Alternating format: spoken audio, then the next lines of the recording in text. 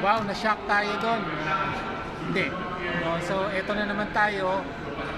Tumakbo na naman sa Korte Suprema ang Vice Presidente sa halip na harapin ang mga issues at sagutin na ang publiko, magpaliwanag sa publiko. Yun naman ang nasa likod ng impeachment na ito.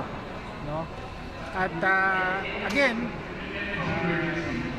ang panawagan natin sa Korte Suprema, dapat this time around, respeto ang Kongreso bilang co-equal branch na may exclusive na kapangyarihan sa impeachment, including yung paggawa ng sarili niyang rules.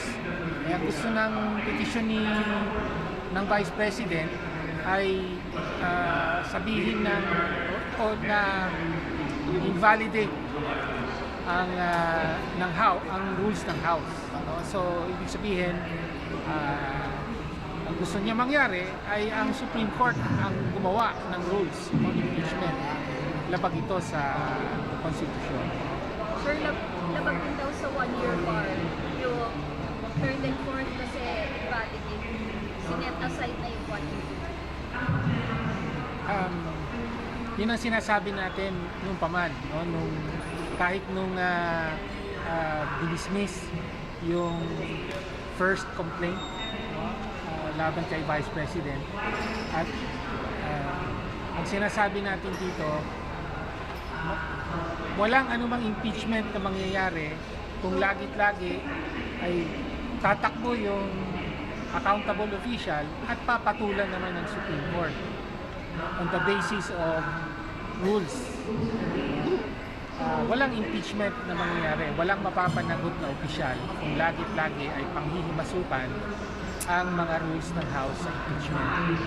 Kaya, again, dapat matigil ito at dapat ma-assert na ang impeachment ay poder ng House at dapat magtuloy-tuloy. Ultimately, dapat harapin ng Vice Presidente sa halip na takbuhan ang mga legitimong question kaugnay sa paggamit ng confidential funds, kaugnay sa unexplained wealth at iba pa.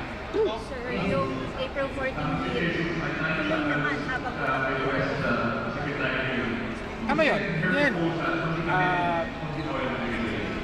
Umaasa tayo na ang Korte Suprema ay irespeto ang kapangyarihan ng co-equal branch at ibasura kaagad ang complaint na ito. Otherwise, sabi ko nga, wala nang may impeach na opisyal. Lagi-lagi ay questioning ang rules. Kung hindi ba pwedeng i-impeach, i-file ng impeachment complaint ng Supreme Court? O meron pa silang pwedeng nalabag para sila ay pwedeng ma-impeach kung ganito yung nangyayari? Walang usapin dito ay pagpapanagot sa Vice Presidente. So, yun ang dapat na focus natin ngayon. At kung hindi nagkaroon ng Supreme Court decision in the past, dapat, by now, dapat tapos na ang issue na ito. Pero nandito tayo muli, tapos, ano ba ito? Paulit-ulit lang, di ba? Pinagkakait tuloy ng legal processes ang karapatan ng mamamayan na panagutin ang kanyang mga opisyal. Ang gusto lang naman natin, magkaroon ng trial, at doon na maipakita kung may basis ba o wala. Diba? Bakit hinahadlangan ang proseso? Kaya nga po, wala bang nagagawang impeachment offense ang Supreme Court dito sa pakikialam po? Wala bang nagagawang impeachable offense ang Supreme Court sa ginagawang pakikialam sa impeachment against VP Sara? At sabi niyo nga ay nakakahatang ito sa mandato ng Kamara. Again, ang focus natin pagpapanagot sa Vice Presidente. So, wag na tayong ma-distract. Sa ngayon, sa usapin yan. Yan ang gusto mangyari, no? Palabuin, makaiwas, no, ang Vice Presidente, harapin ang usapin sa pagwalda sa confidential fund at sa unexplained wealth. pinapa-declare siya doon na unconstitutional house rules on impeachment, yung power niya to conduct impeachment hearing and issue subpoena. So, admission na ba yun on her part na as it is, grounded on laws and existing jurisprudence yung proceeding? May finding na kasi yun yung certain provisions of clauses on impeachment. Kabalbalan yan dahil nasa Constitution mismo yun na sinasabi na pagkatapos ng finding ng sufficient grounds ay maghihiring ang Committee on Justice. Nasa Constitution mismo yun.